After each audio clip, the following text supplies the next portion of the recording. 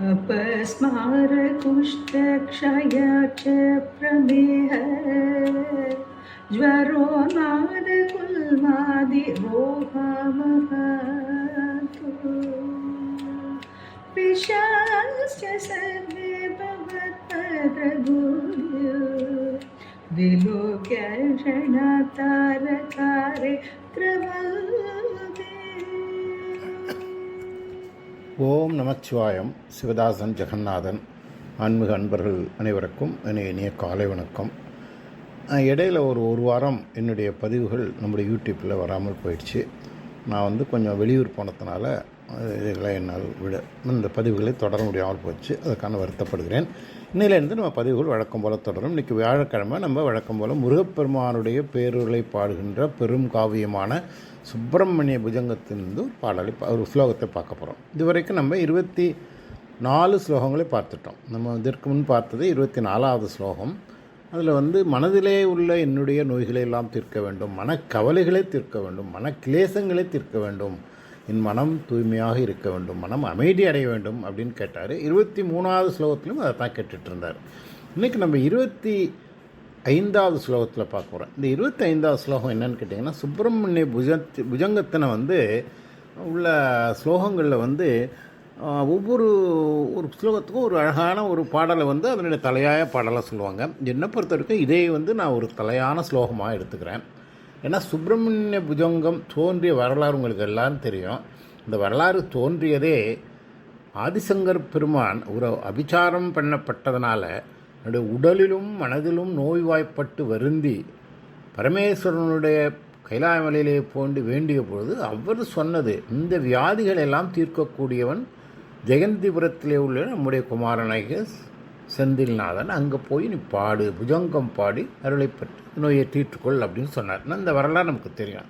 ஆக இந்த 25வது ஸ்லோகத்தில் தான் தன்னுடைய உடலில் உள்ள வியாதிகள் எல்லாம் ஆதிசங்கர பெருமான் சொல்லி, இத்தனை வியாதிகளும் என்னை வாட்டிகிட்ருக்கு, இதையெல்லாம் நீ தீர்க்க வேண்டும். அதை தீர்க்க வேண்டும்னு சொல்லலை, இங்கே வந்தாலே, உன்னை கண்டாலே, உன்னுடைய திருநீற்றை கண்டாலே, அந்த திருநீற்றை என்னுடைய நிதியிலே அணிந்தாலே அனைத்தும் க்ஷணத்தில் மறைந்து விடும்னு சொல்கிறார். அதுக்கு அடுத்தபடியாக இந்த ஸ்லோகத்தில் முக்கியமான விஷயம் என்னன்னு கேட்டிங்கன்னா, சுப்பிரமணிய திருச்செந்தூர் போனவங்களுக்கெல்லாம் தெரியும். அங்கே விபூதியை பொதுவாக ஒரு பன்னீர் இலையில் வச்சு கொடுப்பாங்க. அதுக்கு ஒரு பெரிய மகத்துவம் இருக்குது. அதை நான் இப்போ இன்னொரு விட சொல்கிறேன். இந்த பன்னீர் இலையில் வச்சு கொடுக்குற அந்த தேருக்கு பத்திரபூதிம்னு பேர். பத்திரம்னா இலை, விபூதினா விபூதி.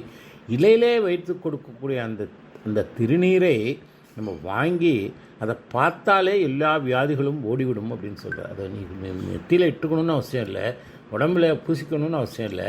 அந்த திருநீரை கண்ட க்ஷணத்தில் அனைத்து வியாதிகளும் மறைந்துவிடும் அப்படின்னு சொல்லி தாரகாரேங்கிறார். தாரகனை வதம் செய்த முருகப்பெருமானே, தாரகன் எவ்வளோ பெரிய ஒரு ராட்சசன், அசுரன், அவனையே வதம் செய்தவற்றை நீ, அப்படிப்பட்ட உனக்கு என்னுடைய உடலில் இருக்கின்ற நோய்களை தீர்ப்பது என்ன அவ்வளோ பெரிய காரியமா? இல்லை அப்படின்னு சொல்லுவார். அந்த அழகான ஸ்லோகத்தை சொல்லுவார். நான் எல்லாத்தையுமே சொல்கிறது என்னன்னு கேட்டிங்கன்னா, சுப்பிரமணியபுரத்தில் நீ புஜங்கத்தில் 33 ஸ்லோகங்களை எல்லாரும் படிக்க முடியும். எல்லாரையும் மனப்பாடமாக தெரியுமான்னு எனக்கு தெரியாது. அட்லீஸ்ட் இந்த ஒரு ஸ்லோகத்தை எல்லாரும் மனப்பாடமாக தெரிஞ்சிருக்கணும் அப்படிங்கிறது என்னுடைய ஒரு மனமான ஒரு கருத்து. இந்த 25வது ஸ்லோகம் இதுதான் அந்த சுப்பிரமணிய புஜங்கத்தின் உச்சக்கட்டமாக நான் நினைக்கிறது. இது என்ன சொல்லுதுன்னா, ஆதிசங்கரர் திருச்செந்தூருக்கு இந்த சுப்பிரமணிய புஜங்கம் எழுதினதே தன்னுடைய வியாதிகளை போக்குவதற்கு. இந்த ஸ்லோகம் தான் அந்த வியாதிகள் எப்படி போகுங்கிறத சொல்லுது. இப்போ நான் முதல்ல இந்த ஸ்லோகத்தை சொல்கிறேன், கேட்டுங்க. ரொம்ப அழகான ஸ்லோகம். அபஸ்மார குஷ்ட சயார் சப்ரமேக ஜுரோன் மாத குல்மாதி ரோஹான் மகாந்தகா பிசாச்ச சர்வே பவத் பத்திரபூதிம் விலோக்கிய சனார் தாரஹாரே திரவந்தே. இதுதான் இந்த ஸ்லோகம். இந்த ஸ்லோகத்தில் என்ன சொல்லுதுன்னா, அபஸ்மாரம் அப்படிங்கன்னா ஒரு வியாதி, குஷ்டம்ங்கிறது ஒரு வியாதி, க்ஷயரோகம்ங்கிறது ஒரு வியாதி, பிரம்மேகம்னு ஒரு வியாதி, ஜுரம்ங்கிறது ஒரு வியாதி, குல்மாதிங்கிறது ஒரு ரோகம் அப்படிங்கிறது வியாதி. இதனையெல்லாம் வியாதிகள்.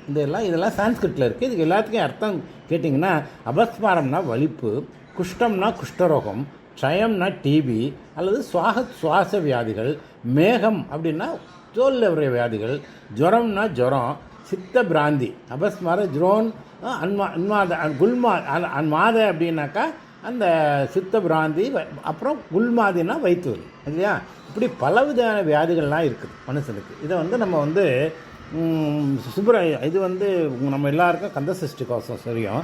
அதில் சொல்லுவார், அதில் எல்லா வியாதிகளையும் சொல்லுவார் பாலன் தேவராஜ சுவாமி இல்லையா. அந்த சூளை, சயம், குன்மம், சொக்கு, சிரஞ்சி, குடல்வி, பிரிதி, பக்கப்பிளவை, படர், தொடை, வாழை, கடுவன், படுவன், கைத்தால் சிலந்தி, பக்குத்தரணை, பரு, அரையாப்பும் எல்லா பிணியும் அவர் சொல்லாத நோயே கிடையாது அதில். ஆனால் இதில் ஏன்னா அது 248 வரி இல்லையா. கந்தசஷ்டி கவசம் 248 வரியில் அதை சொல்கிறாரு. ஆனால் இதில் இந்த 2 வரியில் ஆதிசங்கரர் இத்தனை வியாதிகளை சொல்கிறாரு. இத்தனை வியாதிகளும் அவருக்கு என்னை கஷ்டப்படுத்துது.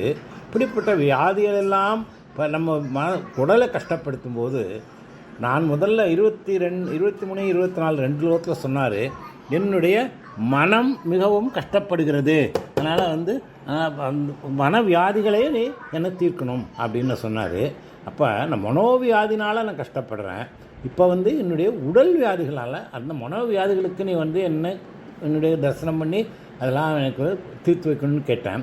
இப்போ என்னுடைய உடல் வியாதிகளினால் நான் மிகவும் வருத்தப்படுறேன் அப்படின்னு சொல்லிட்டு இதுக்கு என்ன பண்ணணும் அப்படின்னு சொல்கிறாரு. அதனால் இதை அருணகிரிநாத பெருமானை இதை சொல்லியிருக்கார். இந்த பல வியாதிகளை எல்லாம் சொல்லி இதையெல்லாம் தீர்க்க நீ வரவேணும் முருகான்னு சொல்லியிருக்காரு.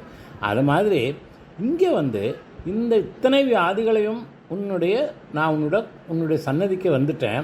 ஆனால் உன்னுடைய முகத்தை பார்த்ததுனால என்னுடைய உள்ளத்திலே கவிதைகள் ஊற்றெடுக்கு அப்படியே பெருகி வஞ்சுது. அதனால் ஸ்லோகத்தை பாடுறேன். நான் இந்த ஸ்லோகத்தில் 24 ஸ்லோகத்தில் பாடிட்டேன். இன்னும் 25ஆவது ஸ்லோகம் நான் பாடும்போது உன்னுடைய இலை திருநீரை கண்டதில் எனக்கு அத்தனை வியாதியும் தீர்ந்து போச்சு. மறைந்து சனத்தாரகாரேங்கிறார், விலோக்க சனங்கிறார். விலோக்க சனம்னா கண்ட சனத்திலே என் வியாதிகள்லாம் தீர்ந்து விட்டது அப்படின்னு அந்த சொல்லி அதை சொல்கிறாரு. இப்போ இந்த பாட்டினுடைய ஸ்லோகத்தினுடைய பொருளை நான் அழகாக சொல்கிறேன் கேளுங்க. அபஸ்மார குஷ்டச்சயார் சப்ரமேக ரோன்மாத குல்மாதி ரோகான் மகாந்த பிசாச்ச சர்வே பவத் பத்ரபூதம் விலாக்க சனார் தாரகாரே திரவந்தே. இப்போ தாரகாரேன்னா தாரகனை வென்றவரே. யார்? முருகப்பெருமான் இல்லையா. தாரனை வென்ற முருகப்பெருமானே என் உடம்புல என்னென்ன இருக்குன்னு சொல்ல அபஸ்மாரம்ங்கிறார். அபஸ்மாரம்னா வலிப்பு. நம்ம ஃபிட்ஸ் இருக்கு இல்லையா, எபிலெப்சி, அது வலிப்பு அபஸ்மாரம்னு சொல்கிறது. அப்புறம் குஷ்டம், அந்த குஷ்டம்ங்கிறது எல்லாருக்கும் தெரியும், க்ஷயரோகம். குஷ்டம்ங்கிறது லெப்ரசி. அப்புறம் க்ஷயரோகம். ஏன்னா அந்த காலத்துலலாம் இந்த குஷ்டம், க்ஷயம், இந்த அபஸ்மாரம் இதெல்லாம் தீர்க்க முடியாத நோய்கள். இப்போ இதெல்லாம் நமக்கு நிறைய மருந்துகள்லாம் வந்துருச்சு. அதனால் தீர்க்க முடியாத நோய்களாக சொல்கிறார். அபஸ்மாரம் வலிப்பு வந்தது, குஷ்டம் க்ஷயரோகம் வந்தது, குஷ்டரோகம் வந்தது, க்ஷயரோகம் வந்தது. பிரமேகம்னா மேக நோய்கள், பிற மேக நோய்கள், மற்ற உடம்பில் எல்லா நோய்கள், மேக நோய்கள்லாம் தோல்வியாதிகள். அப்புறம் ஜுரோன்னா ஜுரம். நமக்கு அந்த காலத்தில் ஜுரம்னு வந்தாலும் ஐயோ ஜுரம் வந்துருச்சேன்னு சொல்லுவாங்க. அப்புறம் குல்மாதின்னா பித்தப்பிரமை, நம்ம மனோவியாதி. சித்தப்பிரமை பிடிச்சி நம்ம பிரம்ம பிடிச்சி உட்காந்துருக்கோன்னு சொல்லுவோம் இல்லையா, அது பைத்தியம்னு வச்சுக்கோங்களேன். அது அப்புறம் குல்மாதி ரோகான், அந்த மாதிரி குல்மாதி ரோகான்னா சித்தப்பிரமை போன்ற வியாதிகளும். அப்புறம் குல்மாதி ரோகான் மகாந்த இறுதியாக பெரிய பெரிய வியாதிகள். அப்புறம் வயிற்று வலி, ரோகான்கிறது வயிற்று வலி. குல்மாதி ரோகான் மகாந்த, அது இல்லாமல் இதெல்லாம் உடல் நோய்கள். அப்புறம் பிசாச்சன்னா பேய் பிசாசுகள், பிரம்மராட்சர்கள், அதனால வர நோய்கள். நான் பேய் பிடிக்குன்னு சொல்கிறோம் இல்லையா, அந்த நோய்கள். சர்வே அனைத்தும் பவத் பத்ரபூதம். அதாவது பவத் பத்திரன்னா இலை, உன்னுடைய இந்த இலை, பத்திரம்னா இலை, பூஜ்யம்னா வியாதி, உன்னுடைய சன்னதிலே கொடுக்கக்கூடிய இந்த இலை திருநீரை லோக்கியம்னா பார்க்கறது, கண்ட க்ஷணாத், அந்த நொடியிலேயே திரவந்தே ஓடி மறைந்து விடும் அப்படின்னு சொல்கிறார். இப்போ புரியுதா உங்களுக்கு? அப்போ தாரகனை போரிலே வென்ற முருகப்பெருமானே வலிப்பு, குஷ்டம், க்ஷயரோகம், மேக நோய்கள், ஜுரம், சித்தப்பிரமை, வயிற்று வலி, பெரிய வியாதிகள், பேய் பிசாசுகள், பிரம்மராட்சதர்கள், அதனால் வரக்கூடிய நோய்கள் அனைத்தும் உன்னுடைய சந்நிதியிலே வந்து இந்த பன்னீர் இலை திருநீரை நான் கொடுத்தாரு, அர்ச்சகர் கொடுத்தாரு. அதை பார்த்த உடனே நான் அதை பூசிக்க கூட இல்லை, நெற்றியில் இட்டு கூட இல்லை, கண்ட சன நொடியிலே ஓடி மறைந்து விட்டதே அப்படின்னு சொல்லி முருகப்பெருமானை வேண்டிக்கிறார். இதுதான் வந்து இந்த இன்றைய அந்த 25வது ஸ்லோகத்தினுடைய ஒரு பொருள். இது வந்து நம்ம சொன்ன மாதிரி வலிப்பு, குஷ்டம், க்ஷயம், சுவாசரோகம், மேகரோகம், ஜுரம், சித்த பிராந்தி, வயிற்று வலி, இப்படி பல விதமான வேலைகள்லாம் என்னை படுத்தது இந்த கலை. அது மட்டுமா என் மனசில் இருக்க கவலைகளாவது அது பாட்டே இருக்கும். ஆனால் இந்த உடல் வியாதிகள் நம்ம எதுவுமே செய்ய முடியாது. மனசில் கவலை இருந்தால் சரி இருந்துட்டு போகுது இப்படி தள்ளி வச்சுருவோம். ஆனால் உடம்பை வந்து என்னை போட்டு படுத்துதே, அதையெல்லாம் நீ தீர்க்க வேண்டும் அப்படிங்கிறதுக்கு வந்து அதுக்கு ஒரே வழி உன்னுடைய சன்னதிக்கு வந்து உன்னுடைய இலையிலே கொடுக்கக்கூடிய பன்னீர் இலை திருநீரை அதை எடுத்து நான் பூசிக்கணும். ஆனால் பூசிக்கணும்னு அவசியம் இல்லை, அதை கண்ட நேரத்திலே என்னுடைய வியாதிகள் எல்லாம் போயிடுதே அப்படிங்கிறாரு. இப்போ இந்த இலை திருநீர் என்னன்னு கேட்டிங்கன்னா, இந்த வேதங்கள் இருக்கு இல்லையா, வேதங்கள் எல்லாம் முருகப்பெருமானுடைய வந்து முருகப்பெருமான் வேத சொரூபி இல்லையா, அவரை வணங்குறதுக்கு அவங்க எல்லாம் அழகான புஷ்பங்களை எல்லாம் அவருடைய பாதத்தில் போடணுங்கிறதுக்காக வேதங்களே ஒரு பன்னீர் மரமாக மாறி அவருடைய சன்னதியிலே வந்து உட்கார்ந்துருக்குது. இந்த பன்னீர் மரம், அங்கே உள்ள பன்னீர் மரம் வேத ஸ்வரூபம், வேதங்களே இருக்குது. அதில் இருக்கிற அந்த சாகைகள், அந்த கிளைகள், அந்த இலைகள் எல்லாமே அந்த வேத ஸ்வரூபம். அந்த இலைகள் எல்லாமே வைதீக மந்திரங்கள், வேத மந்திரங்கள்.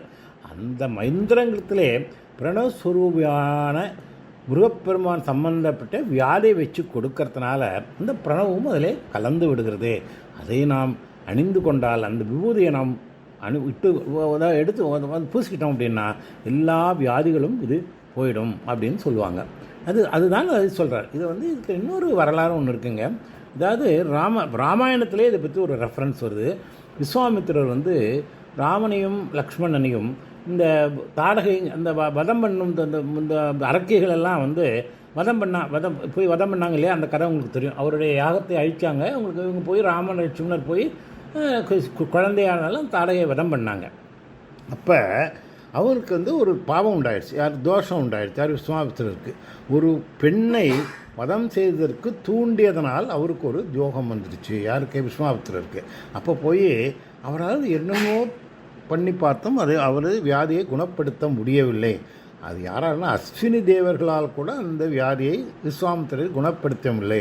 அப்போ ராமபிரான் அவருடைய கனவில் வந்து, நீ ஜெயந்திபுரம் போ, திருச்செந்தூரில் போய் அங்கே முருகப்பெருமான விபூதியை, அந்த இலை திருநீரை வாங்கி நெற்றிலே இட்டுக்கொண்டால் எல்லா விதமான ரோகங்களும் தீர்ந்துவிடும் அப்படின்னு சொல்லி, அதே மாதிரி விஸ்வாமித்திர மகாரிஷி திருச்செந்தூருக்கு வந்து அந்த பன்னீர் இலை திருநீரை வாங்கி அவருடைய நெற்றிலே இட்டு கொண்டதினால் அவருக்கு வியாதிகள்லாம் தீர்ந்து விட்டது அப்படின்னு ராமாயணத்தில் ரெஃபரன்ஸ் இருக்கிறதா சொல்லுவாங்க.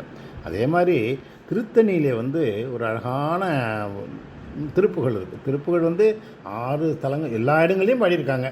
6 படை வீடுகள் மட்டும் இல்லை, திருப்பணி இதில் கூட திருப்புகள் வந்து திருவண்ணாமலையில் இருக்கு இல்லையா. அதனால் அந்த திருப்புகள் வந்து திருத்தணி திருப்புகள் ஒரு அழகான பாட்டில் இருக்குங்க. இதே மாதிரி தான் இது வந்து எப்படி நம்ம கந்தசஷ்டி கவசத்தில் வந்து சூலைசயம் குன்னம் சொக்கு சிறங்குன்னு அது ஆரம்பிக்கிறோம், இங்கே வந்து அபஸ்மார குஷ்டச்சயார் சொப்ரமேகன் இவர் ஆரம்பிக்கிறாரோ, அதே மாதிரி ஒரு அழகான பாட்டு பல பேருக்கு தெரிஞ்ச ஒரு திருப்புகள் இருக்குங்க. அதை நான் சொல்கிறேன் கேளுங்க. இருமலும் ரோகமும் முயலகன் வாத எரிகுண நாசி விடமே, நீரிழிவு விடாத தலைவலி சோகை இழு களமாலை இவையோட பெருவயிர் ஈலை பெரிய குலை சூளை பெருவலி வேறு முள நோய்கள் பிறவிகள் தோறும் என நலியாதபடி உனது தாள்கள் அருள்வாயே. வருமறு கோடி அசுரர் பதாதி மடிய அநேக இசைபாடி வருமறு கால வைரவராட வடிசுடர் வேலை விடுவோனே. தரு நிழல் மீதில் உரை முகிலூர்தி தரு திருமாதின் மணவாளா ஜலமிடை பூவின் நடுவில் வீறு தனி மலை மேவு பெருமாளே. நோய்கள் பிறவிகள் தோறும் என நெளியாதபடி உன் தாள்கள் அருள்வாயே அப்படின்னு ஜலமிடை பூ நடுவினில் வீறு தணிகை மலை மேவு பெருமாளேன்னு சொல்லி நான் பாடியிருக்கேன். இந்த பாட்டை பல பேருக்கு தெரிஞ்சிருக்கோம். இப்போ நம்ம இந்த பாட்டை விளக்கறதுக்கு நமக்கு நேரம் இல்லை, இருந்தாலும் இந்த தெரிஞ்ச தமிழ் பாட்டு தானே இது, திருப்புகழ் பாட்டு தான். அதே தான் பாருங்கள், 3 திருப்புகளை பாடியிருக்காரு. அதுக்கு முன்ன வந்து பாலன் தேவராஜ சுவாமிகள் கந்த சஷ்டி கவசத்தில் பாடினார். ஆதி காலத்திலே ஆதி சுப்பிரமணியர் புஜங்கத்திலே சுப்பிரமணிய புஜங்கத்திலே அபஸ்மார குஷ்டத்தையார் சுப்ரமேக ஜுரோன்மாதி குல்மாதி ரோகான் மகாந்த அப்படின்னு நோய்களை பற்றியெல்லாம் பாடியிருக்காரு. இந்த நோய்களெல்லாம் போகும் அப்படின்னு இதில் வந்து இதை பற்றி இப்போ லேட்டஸ்ட்டாக மகா பெரியவர் இல்லையா, நம்ம காஞ்சி மகா பெரியவர் என்ன சொல்லியிருக்காருன்னா, இந்த பற்றி தெய்வத்தின் குரல் நான் சொல்லியிருக்கேன், எல்லோரும் படிச்சிருப்பீங்க. இந்த தெய்வத்தின் குரலில் வந்து 3 ரெஃபரன்ஸில் சொல்கிறாரு. அதாவது அந்த இலை திருநேரே நான் விட்டுக்கிட்டோம்னாக்கா எல்லா விதமான நோய்களும் தீர்ந்துடும் அப்படின்னு சொல்லியிருக்காரு. அதுக்கு அடுத்தபடியாக இப்போ நம்ம வந்து 25ஆம் ஸ்லோகத்தை பார்த்தோம். நான் வந்து இந்த 19ஆம் ஸ்லோகம் உங்களை எல்லாத்தையும் சொன்னேன். நான் இது சுப்பிரமணிய புஜங்கத்தில் 33 ஸ்லோகங்களுமே 33 வைரங்கள், அதில் எந்த விதமான நவரத்னங்கள், அதில் மாற்றங்கள் அதில் சில ஸ்லோகங்கள் உன்னதமானது. அது இந்த 19ஆம் ஸ்லோகம் நான் உங்களுக்கெல்லாம் ஞாபகம் இருக்கும்னு நினைக்கிறேன், மறுபடியும் திருப்பி சொல்கிறேன். குமாரேச சூனோ குஹத் கந்த சேனாபதே சக்திபானே மயூராதிரூட புலிந்தாத் மஜாகாந்த பக்தார்த்திகாரின் பிரபோ தாரகாரே சதா ரக்ஷமாம் துவம் அப்படின்னு 11 இடத்துல வந்து அதில் முருகப்பெருமானுடைய நாமாளி வருது. அதில் குமார ஈசசோனோ குஹ ஸ்கந்த சேனாதிபதி சக்திபானே மயூராதிரூட புலிந்தாத்மஜா காந்த பக்தார்த்திஹாரின் பிரபோ தாரகாரே தாரகாரே இது மாதிரி 11 இடத்துல முருகப்பெருமானுடைய நாமம் வரக்கூடிய ஒரே ஸ்லோகம் வந்து இந்த 19ஆம் ஸ்லோகம். அதை வந்து நீங்கள் வந்து நான் பலமுறை சில ஸ்லோகங்களை நம்ம சொன்னாலே முழுதும் சொன்னதாக வந்துடும் அப்படின்னு சொல்லுவாங்க. இப்போ வைத்தியநாத அஷ்டகத்தை சொல்லும்போது 9 ஸ்லோகங்கள் இருக்குது. 8 ஸ்லோகங்கள், ஒரு 9வது அதனுடைய பலஸ்ருதி. அதில் மகாபெரியவர் சொல்லுவார், அதில் இந்த 9வது ஸ்லோகம் இருக்கு இல்லையா, அந்த 9வது ஸ்லோகத்தை சொன்னாலே அது வந்து அனைத்தையும் சொன்னதுக்கு இதாகிடும் அப்படிங்கிறாரு. ஏன்னா இந்த 9 ஸ்லோகங்களும் எல்லாரும் திருப்பி சொல்ல முடியுமா அப்படின்னு தெரியாது. அதனால் இந்த 9வது ஸ்லோகத்தை மட்டுமாவது டெய்லி நம்ம சொல்லணும் அப்படின்னு பெரியவர் சொல்லுவார். ஏன்னா அந்த 9வது ஸ்லோகத்தில் அது வந்து நம்ம அது வந்து அந்த வைத்தியநாத ஸ்லோகத்தினுடைய ஒரு பலசுத்தி. அந்த பலசுத்தியை சொன்னாலே சொல்லிவிட்டு 16 தடவை மகாதேவன் சொன்னாலே எல்லா வியாதியும் மகாரோக நிவாரணம்னு சொல்லுவார். அதே மாதிரி முருகப்பெருமான் இந்த 25ஆவது ஸ்லோகத்தை சொல்லும்போது நமக்கு அனைத்து வியாதிகளும் தீர்ந்துவிடும். ஆனால் இந்த குமாரேச சோனோ குஹஸ்கந்த சேனாபதே சக்திபானே மயூராதிரூட புலிந்தாத் மஜாகாந்த பக்தார்த்திகாரின் பிரபோ தாரகாரே சதா ரக்ஷமாம் துவம்ங்கிறத வந்து நம்ம ஒரு நாளைக்கு 6 தடவை சொல்லணும். ஏன்னா 6ங்கிறது முருகப்பெருமானுடைய உகந்த ஒரு எண் இல்லையா. இந்த ஸ்லோகத்தை நம்ம 6 தடவை சொல்லிக்கிட்டே இருந்தோம் அப்படின்னு சொன்னால் முருகப்பெருமானுடைய பேருள் நமக்கு குறைவில்லாது கிடைக்கும். அதன் மூலமாக நம்முடைய மனோவியாதிகள் தரும். இப்போ 23, 24 நம்முடைய மனதினுடைய குறைகள் எல்லாம் சொன்னார். என்னை வந்து நான் உன்னை வணங்கணும்னு நினைக்கிறது இந்த மனக்கவலைகள், மனக்கிலேசங்கள் என்னை வந்து போட்டு பாடுபடுத்துது. அதையெல்லாம் நீ என்னென்னமோ செய்கிற தாரகாசனை வதம் பண்ணினேன், அவன் சிங்கமுகனை வதம் பண்ணினேன், நீ வந்து சூரபத்மனை வதம் பண்ணின, அவங்களெல்லாம் போய் வதம் பண்ணி இந்த பிரபஞ்சத்தையே காத்தனே, என்னுடைய மனக்கிலேசங்களை அழிக்க மாட்டாயே முருகா, அழிக்க மாட்டாங்கிறியே, உன்னை தவிர எனக்கு யார் கதி அப்படின்னு நம்ம போன சிலது பார்த்தோம். அப்படியெல்லாம் வேண்டவர் இந்த மனக்கிலேசங்கள்லாம் முடிஞ்சால் கூட இந்த உடலிலே என்னை பாடுபடுத்துகின்ற இந்த வியாதிகளை உன்னுடைய தீர்க்கணும். ஆனால் அதுக்கு வந்து உன்னுடைய சன்னதியிலே வந்து அந்த இலை திருநீரை கண்ட க்ஷணத்தில் எல்லா விதைகளும் தீர்ந்துடும். அப்போ எல்லாரும் சரி, எல்லாரும் சுப்பிரமணியத்துக்கு திருச்செந்தூருக்கு போயிட்டு எல்லாரும் அங்கே போய் சன்னதியிலே போய் எல்லாருக்கும் இலை திருநீர் கிடைக்கும்னா அதுக்கு இல்லை. இப்போல்லாம் வந்து எல்லாருக்கும் கொடுக்க மாட்டேங்கிறாங்க, எல்லோரும் கையில் தான் கொடுக்குறாங்க. சில விசேஷமாக பூஜை பண்ணுறவங்களுக்கு இலையில் வச்சு கொடுக்குறாங்க.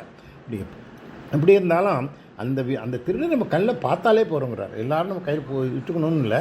அது இல்லாமல் நமக்கு அந்த திருநீர் கிடைத்தால் அதை கொண்டு நம்ம வீட்டில் நம்ம தினம் யூஸ் பண்ணுற விபூதி இருக்கு இல்லையா, அதெல்லாம் அது மிக்ஸ் பண்ணிடணும். மிக்ஸ் பண்ணிவிட்டு அதன்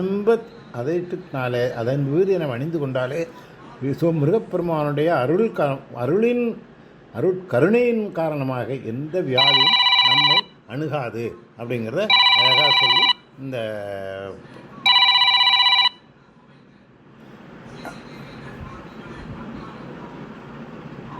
அழகாக சொல்கிறாரு. இதை வந்து இந்த ஸ்லோகத்தை நீங்கள்லாம் படிக்கணும். இது பெற்று பிறகு முருகப்பெருமானுடைய அருளுக்கு நீங்கள் அனைவரும் பாத்தியமாக வேண்டும் என்று கேட்டுக்கொண்டு இந்த பதிவைத்துடன் நிறைவு செய்கிறேன். அடுத்த பதிவில் அடுத்த ஸ்லோகத்தை பார்க்கலாம். நன்றி, வணக்கம். உங்கள் அனைவருக்கும் சிவபெருமானுடைய கடாட்சமும் அம்பாளுடைய கருணையும் முருகப்பெருமானுடைய பேரொருளும் பொருளாது கிடைக்க வேண்டும் என்று வாழ்த்தி இந்த பதிவை நிறைவு செய்கிறேன். நன்றி, வணக்கம். ஓம் நமச்சிவாய. ஓம் சரவணபாய நமக. சிவதாசன் ஜெகநாதன்.